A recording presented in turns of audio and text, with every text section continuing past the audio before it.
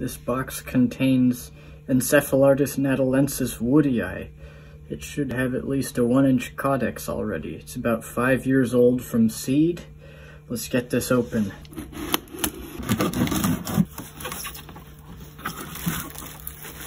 Oh man, that's looking good.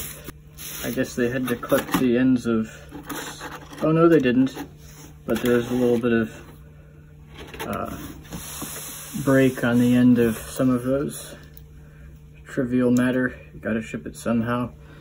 Man, those leaves are looking beautiful. This is the closest to like a Woodii itself that I can realistically get. It's just too expensive for me to, and or too risky for me to buy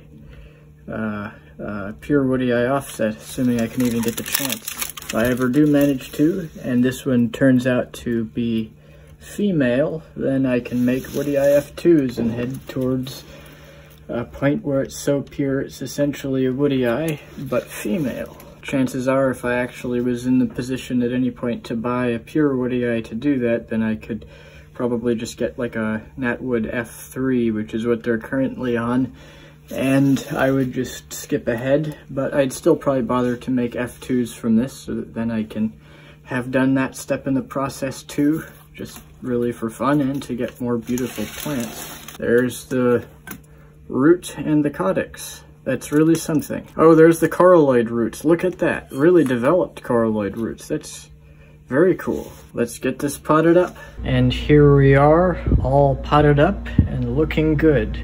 Now you may ask why I potted it over to the side, and that's because I'm gonna put more than one thing in this pot. When you're space constrained, you sometimes have to do that.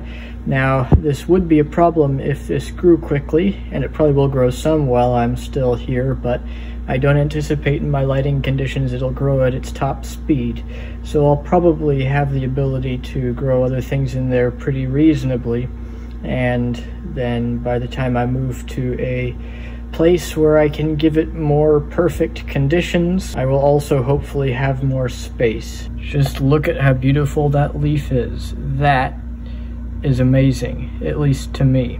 On a side note, I invested in a second Encephalartos Latifrons because my ability to relatively easily buy seedlings was doubtlessly not going to last, and shortly after I bought the second one, of course, the listing went out of stock, and who knows when I'll ever get a chance to reasonably acquire such a rare and difficult to get cycad. The high cost was a bit stressful, but given what it is and how rarely it will be available for any kind of affordable cost, I thought it was justified, and I'm really excited about it.